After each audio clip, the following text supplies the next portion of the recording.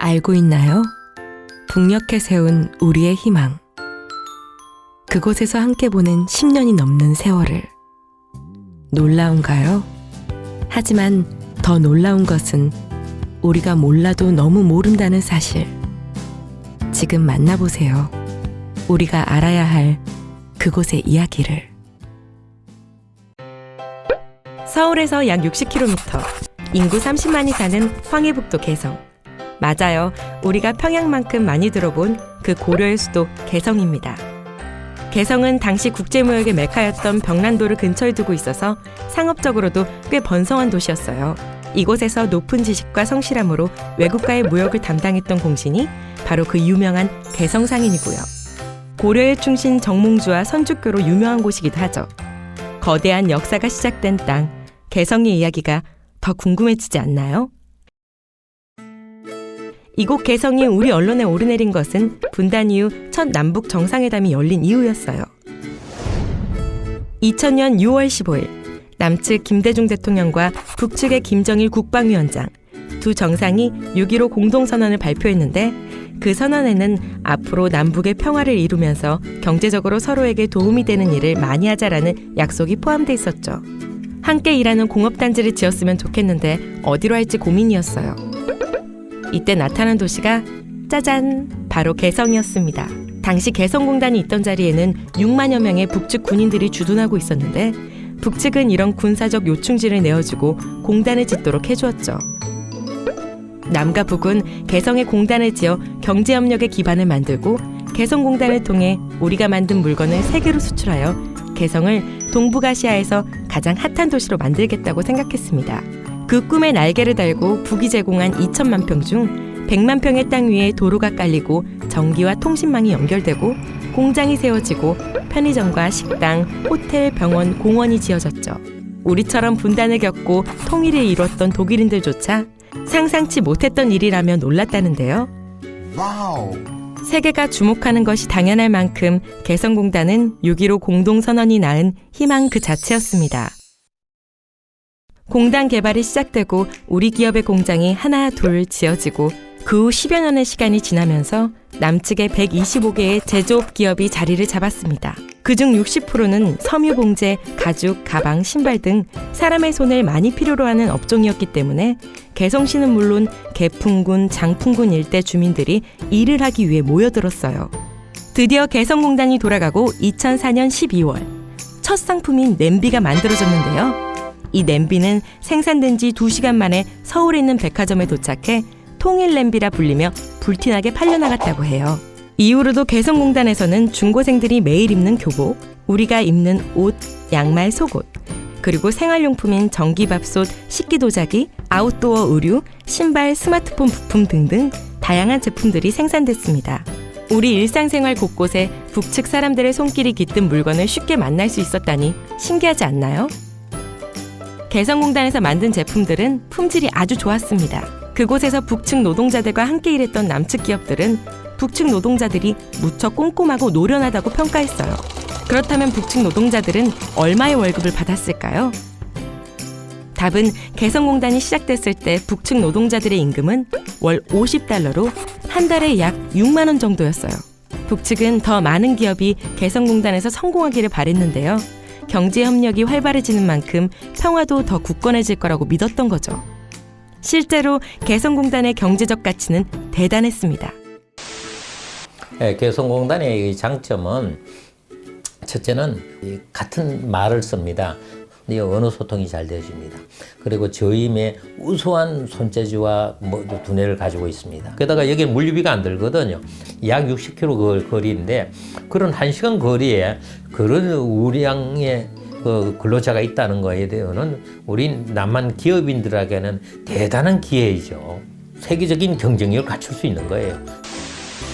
개성공단 안에 있는 기업뿐 아니라 국내에도 개성공단과 함께 일하는 많은 업체들이 생겨나 새로운 일자리가 많이 만들어졌습니다. 북녘 또한 개성 인근 지역까지 경제적으로 활기가 생겼고요.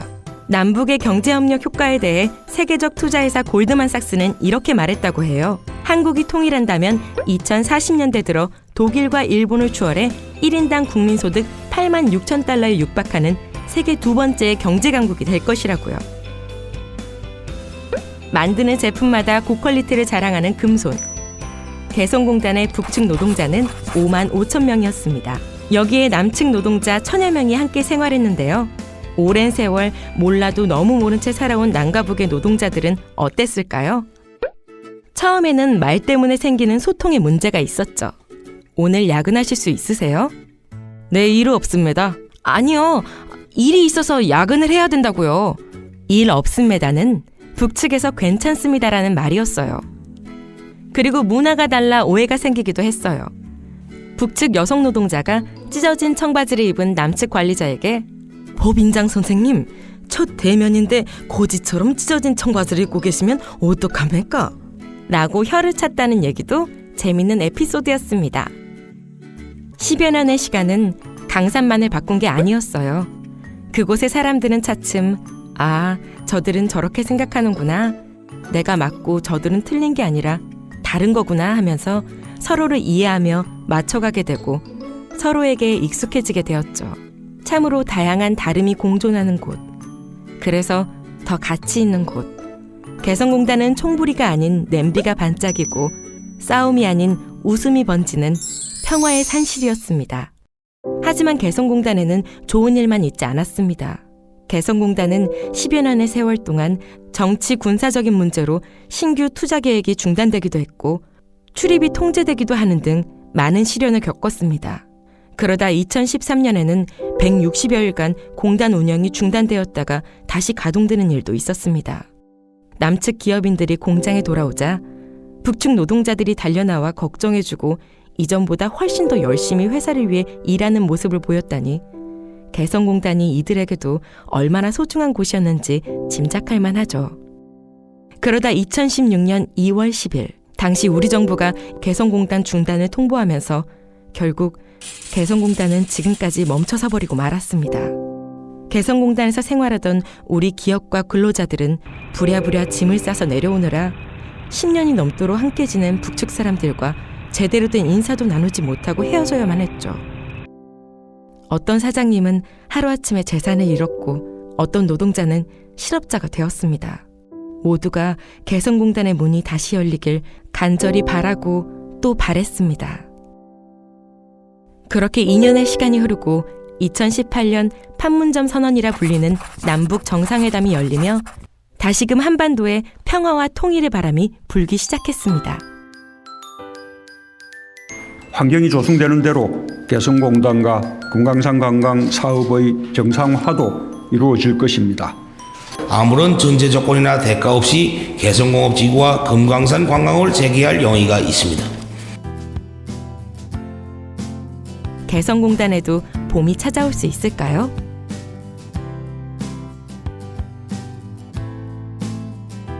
지구상에서 오직 한 곳. 남북의 사람들이 오랜 시간 매일 아침 같은 곳에서 일상적으로 만나온 곳. 오해를 넘어 이해라는 햇살 아래 매일매일 작은 기적을 꽃피운 곳. 멀게만 느껴졌던 평화와 통일을 만들어낸 바로 그곳. 그곳은 우리를 얼마나 기다리고 있을까요? 그리고 얼마나 많은 이들이 자신을 알아주길 바라고 있을까요? 기억해 주세요. 남북이 하나 되어 번영을 이루는 곳. 그곳이 바로 개성공단이었다는 사실을. 개성에서 만든 기타를 메고 북녘 땅을 지나 전 세계를 누비는 그런 날. 우리에게 곧 오겠죠?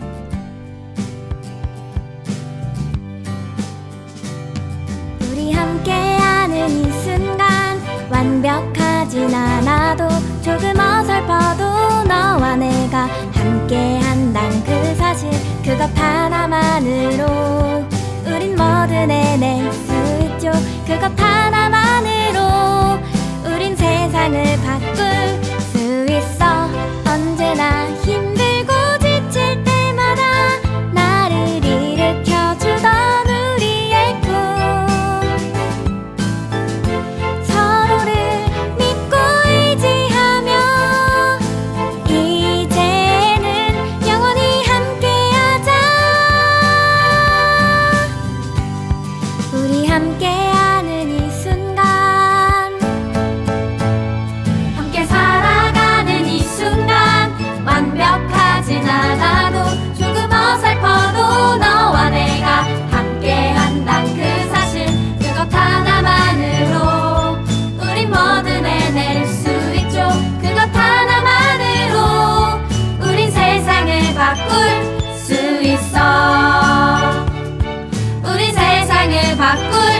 수 있어